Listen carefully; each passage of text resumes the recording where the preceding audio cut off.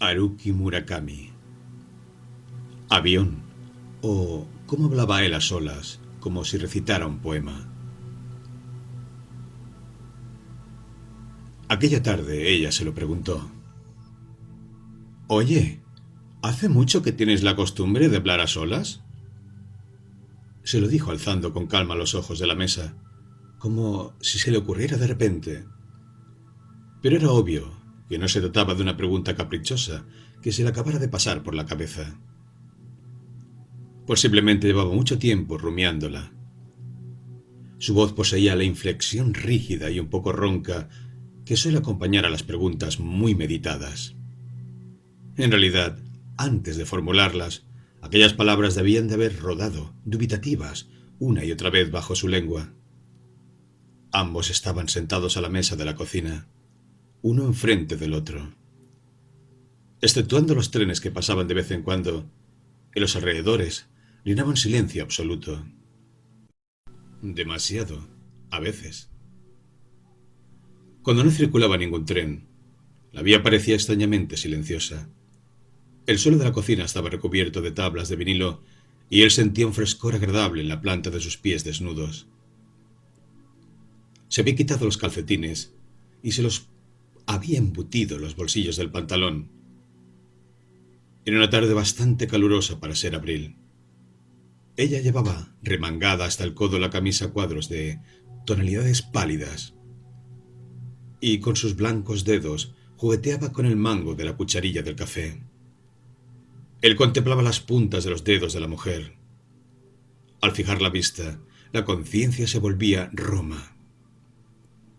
Y daba la impresión de que ella hubiera levantado una esquina del mundo y de que en ese momento estuviese desembrollando poco a poco sus hilos. Y lo hacía de forma mecánica, con gran apatía, como si fuera consciente de que aquello le llevaría su tiempo, pero de que debía desenredarlos bien desde el principio.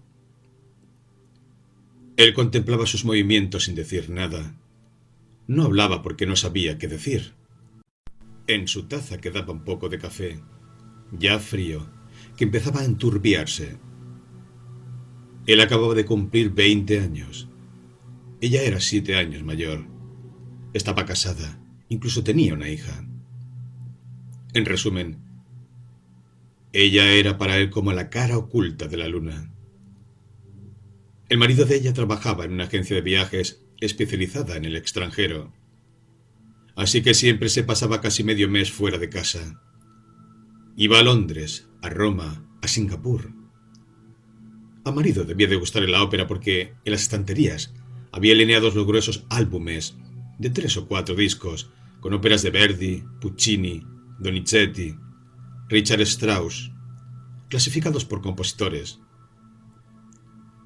Aquellos discos parecían, más que una colección de música, el símbolo de cierta visión del mundo, plácida y muy estable. Cuando él se quedaba sin palabras o no sabía qué hacer, se entretenía mirando las letras de los lomos de los discos. De derecha a izquierda, de izquierda a derecha. Iba leyendo para sí, uno tras otro, los títulos. La Bohème, Tosca, Turandot, Norma, Fidelio. Nunca había escuchado ese tipo de música. No era una cuestión de preferencias, es que jamás había tenido ocasión de oírla. Ni en su familia ni entre sus amigos había alguien a quien le gustase la ópera. Sabía que existía y que había gente que la escuchaba, pero era la primera vez que atisbaba en ese mundo. Y tampoco es que ella fuese realmente una gran amante de la ópera. No es que me desagrade, decía ella, pero son demasiado largas. Junto a las estanterías de los discos había un soberbio equipo de música. Su enorme amplificador, con válvula electrónica de fabricación extranjera, permanecía majestuosamente inclinado esperando las órdenes como un crustáceo bien adiestrado. El equipo destacaba de modo irremisible entre los otros muebles, mucho más sencillos. Era imposible no reparar en su presencia. Los ojos se te iban hacia allí, pero él no había oído nunca cómo sonaba, Ella no sabía dónde estaba el botón para ponerlo en marcha, y a él ni siquiera se le había pasado por la cabeza tocarlo. No es que las cosas vayan mal en casa, decía ella. Lo repetía a menudo. El marido era bueno y cariñoso. Ella quería mucho a su hija. Posiblemente sea una mujer feliz, concluía con calma, en tono neutro. No había sombra de intento de justificación en su discurso. Hablaba de su vida matrimonial con gran objetividad, como si se refiriera al código de circulación o a los usos horarios. Soy una mujer feliz. En mi matrimonio no hay ningún problema que pueda ser calificado como tal. ¿Y entonces, por qué se acuesta conmigo?, se preguntaba él. Había reflexionado mucho sobre ello, pero no había logrado hallar la respuesta. Ni siquiera acababa de comprender a qué se refería con lo de problemas matrimoniales.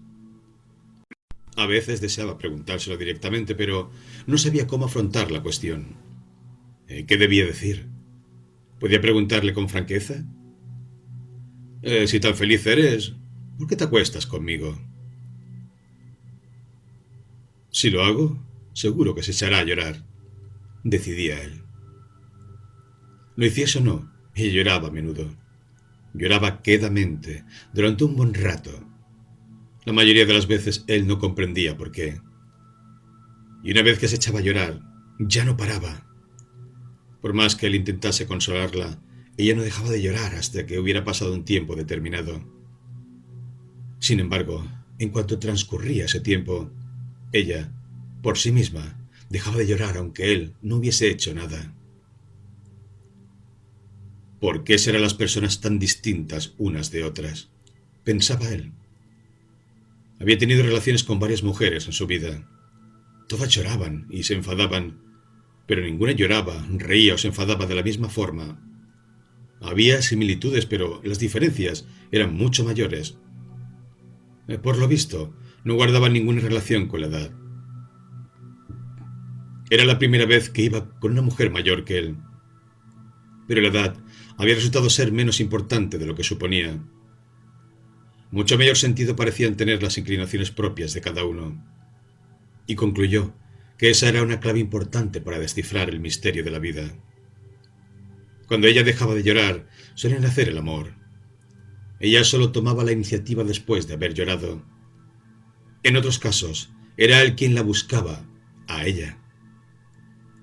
La mujer a veces se negaba. Sacudía la cabeza en silencio, sin decir palabra. En esas ocasiones, sus ojos parecían la luna blanca del anochecer que flota en un rincón del cielo. Una luna plana y sugerente que se estremece ante el grito de un pájaro en el crepúsculo. Al mirar aquellos ojos, él no podía decir nada más.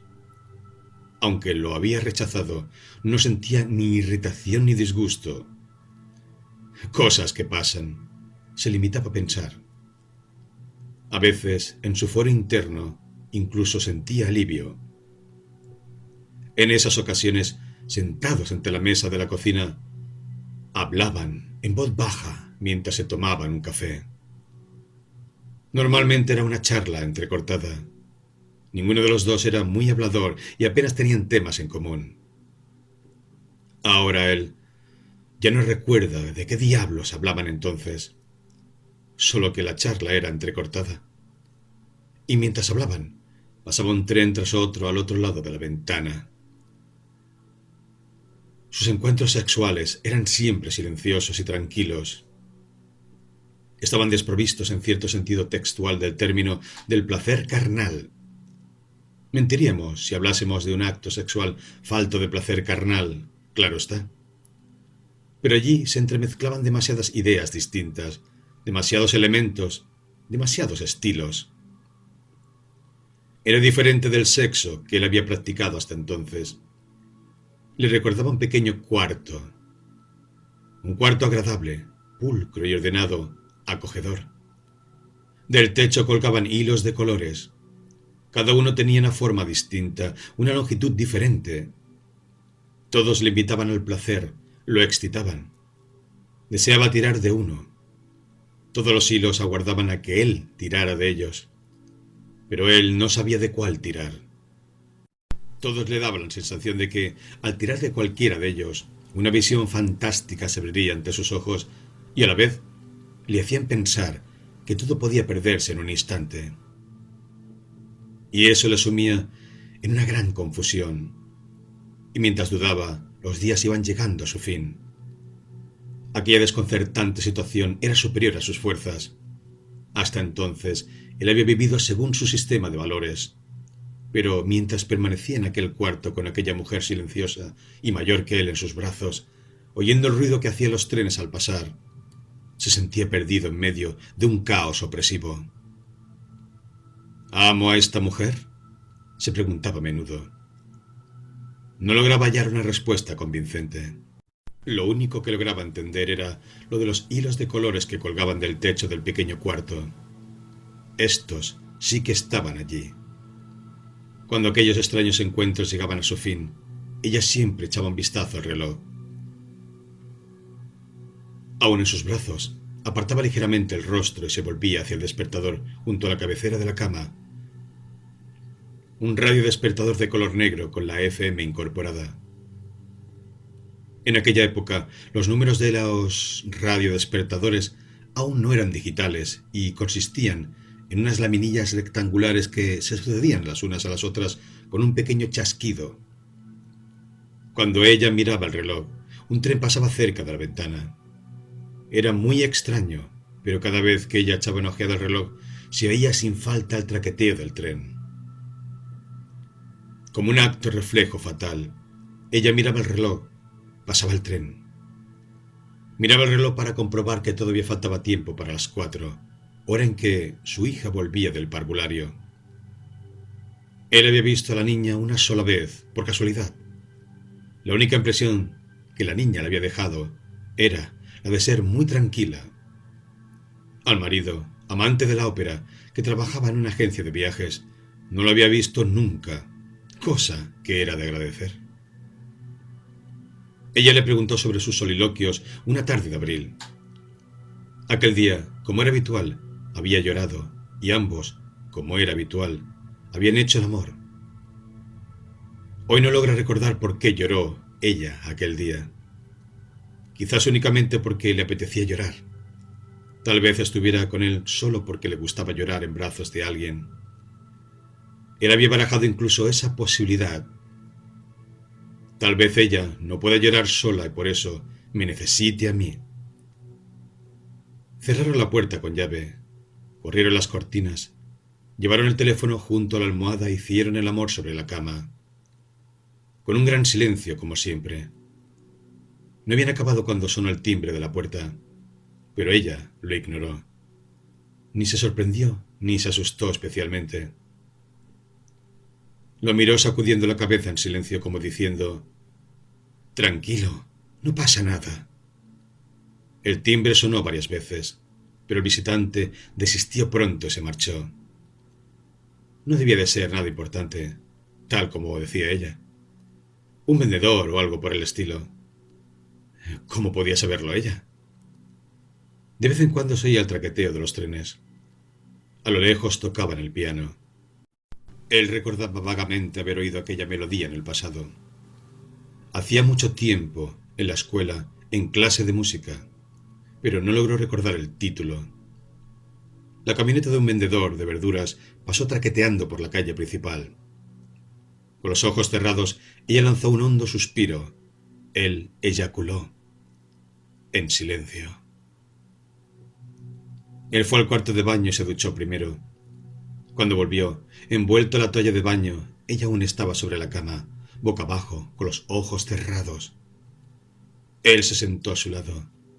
Le acarició suavemente la espalda con las yemas de los dedos, mientras seguía con la mirada, como siempre, las letras de los lomos de los discos de ópera.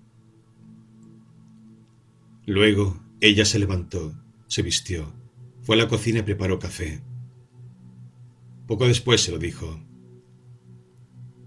«Oye, ¿hace mucho que tienes la costumbre de hablar a solas?» «¿Hablar a solas?», repitió él sorprendido. ¿Que hablo solo? ¿Te refieres mientras...? No, no. En situaciones normales. Por ejemplo, cuando te duchas, cuando estás solo en la cocina leyendo el periódico. Él sacudió la cabeza. No tenía ni idea. Nunca me había dado cuenta de que hablaba solo. "Eh, pues lo haces, de verdad", insistió ella, jugueteando con el encendedor de él. No es que no te crea, dijo él, incómodo. Se puso un cigarrillo entre los labios. Tomó el mechero de manos de la mujer y lo encendió. Hacía poco que había empezado a fumar Seven Stars, y lo hacía porque el marido de ella fumaba Seven Stars. Él, hasta entonces, había fumado Short Hop. No es que ella le hubiese pedido que cambiara de marca. Se le había ocurrido a él. Pensaba que eso simplificaba las cosas, tal como había visto hacer en los seriales de televisión. De pequeña, yo también solía hablar conmigo misma. ¿Ah, sí? Pero mi madre me quitó esa costumbre. Lo que haces es muy feo, me decía siempre. Cada vez que lavaba las olas, me reñía severamente. Te meteré dentro del armario, me gritaba. Y a mí, el armario me daba mucho miedo. Era oscuro y olía a moho. También me pegaba a veces. Me golpeaba con la regla en las rodillas. Y vaya si lo logró. Lo dejé del todo. Tanto que un buen día me encontré con que, aunque quisiera, era incapaz de hablar conmigo misma. Él permanecía callado, sin saber qué decir. La mujer se mordió los labios. Incluso ahora, en cuanto va a escapárseme una palabra, voy y me la trago. Es como un acto reflejo, por culpa de lo mucho que me riñeron de pequeña. Pero no lo entiendo. ¿Qué diablos había de malo en hablar a solas? Son palabras que salen de modo espontáneo y nada más. Si ahora mi madre viviera, se lo preguntaría. Dime, ¿qué había de malo en ello? ¿Ha muerto? Sí, dijo, pero me gustaría que me lo explicara. ¿Por qué me hizo aquello? Ella siguió jugueteando con la cucharilla del café. Luego lanzó una ojeada al reloj que colgaba en la pared. En cuanto miró el reloj, volvió a pasar un tren. Esperó a que hubiera pasado de largo y dijo: el corazón de las personas es como un pozo muy profundo. Nadie sabe lo que hay en el fondo. Solo podemos imaginárnoslo mirando la forma de las cosas que de vez en cuando suben a la superficie. Por un instante, los dos pensaron en un pozo. ¿Y qué digo cuando hablo a solas?, le preguntó él. ¿Por ejemplo? Pues... a ver, contestó ella, sacudiendo varias veces la cabeza despacio, como si comprobara el estado de sus articulaciones. Pues hablas, por ejemplo, de un avión. ¿De un avión? Sí, dijo ella. De un avión que vuela por el cielo. Él se rió. ¿Por qué iba a hablar yo de un avión? Ella también se rió, y con el dedo índice de cada mano midió la longitud de un cuerpo imaginario que flotara en el aire. Era una de esas manías. A veces él también lo hacía. Se lo había contagiado ella. Pues hablas muy claro. ¿De verdad que no te acuerdas? No. ¿De verdad que no? Ella cogió un bolígrafo de encima de la mesa y estuvo jugueteando un rato con él, pero pronto volvió a mirar el reloj. Durante aquellos 5 minutos, las agujas habían avanzado exactamente sus 5 minutos reglamentarios. Hablas a solas como si estuvieras recitando un poema. Al decirlo, ella se ruborizó. A él le pareció chocante que hablar de sus soliloquios la hiciera enrojecer. Yo hablo a solas como si recitara un poema, dijo él. Ella volvió a coger el bolígrafo. Era un bolígrafo de plástico amarillo que llevaba impresas unas letras sobre el 10º aniversario de la fundación de la sucursal de un banco. Él le señaló el bolígrafo. Oye, si vuelvo a hablar a solas, apunta lo que digo, ¿vale? Ella lo miró fijamente a los ojos. ¿De verdad quieres saberlo? Él asintió. Ella cogió el bloc de notas y empezó a escribir algo con el bolígrafo. Lo movía despacio, pero sin titubear ni detenerse un instante. Mientras tanto, con la mejilla apoyada en la palma de la mano, él contemplaba las largas pestañas de la mujer. Ella parpadeaba a intervalos irregulares, una vez cada tantos segundos, contemplando sus pestañas. Aquellas pestañas que poco antes habían estado anegadas en lágrimas. Se lo preguntó una vez más. ¿Qué sentido tiene acostarme con ella? Le soltó un extraño sentido de pérdida, como si una parte de un complejo sistema se hubiera convertido en algo terriblemente simple. Si sigo así, quizá ya no vuelva a ser capaz de ir a ninguna parte, pensó, y se sintió paralizado por el terror. Tuvo la sensación de que su propio yo iba a deshacerse. Sí, él era joven como el barro recién formado y hablaba a solas como si recitara un poema. Cuando terminó de escribir, la mujer le pasó el bloc de notas por encima de la mesa. Él lo tomó. En la cocina, el rastro de la imagen que algo desconocido había impreso en el fondo de sus pupilas contenía el aliento, inmóvil. Cuando estaba con aquella mujer, él percibía a veces la presencia de esa imagen. La imagen que había dejado atrás, algo que se había perdido en algún lugar, algo que él no recordaba. Me lo sé de memoria, dijo ella. Aquí tienes tu soliloquio sobre un avión. Él lo leyó en voz alta. El avión, vuela el avión, yo en el avión, vuela el avión, pero aunque vuele, ¿es el cielo el avión? ¿Todo esto? Le preguntó boquiabierto. Pues sí, todo esto, dijo ella. No me lo puedo creer. Que diga tantas cosas y que no me dé ni cuenta, repuso él. Ella se mordisqueó el labio inferior y luego esbozó una sonrisa. Pues, ¿las has dicho? Él suspiró. ¡Qué raro! Y mira que nunca antes había pensado en aviones. No recuerdo haberlo hecho jamás. ¿Por qué me habrá venido de pronto un avión a la cabeza? No lo sé, pero en la ducha estoy segura de que decías eso. Así que, si tú no pensabas en un avión, era tu corazón el que, en lo más recóndito de un bosque lejano, pensaba en él. Tal vez estuviera construyendo alguno en lo más recóndito de un bosque lejano. Ella depositó el bolígrafo sobre la mesa con un pequeño golpecito y luego alzó los ojos y lo miró fijamente. Durante unos instantes permanecieron en silencio. Sobre la mesa, el café seguía enfriándose, perdiendo su transparencia. La tierra giraba sobre su eje, la luna alteraba de forma secreta la fuerza de la gravedad y decidía las mareas.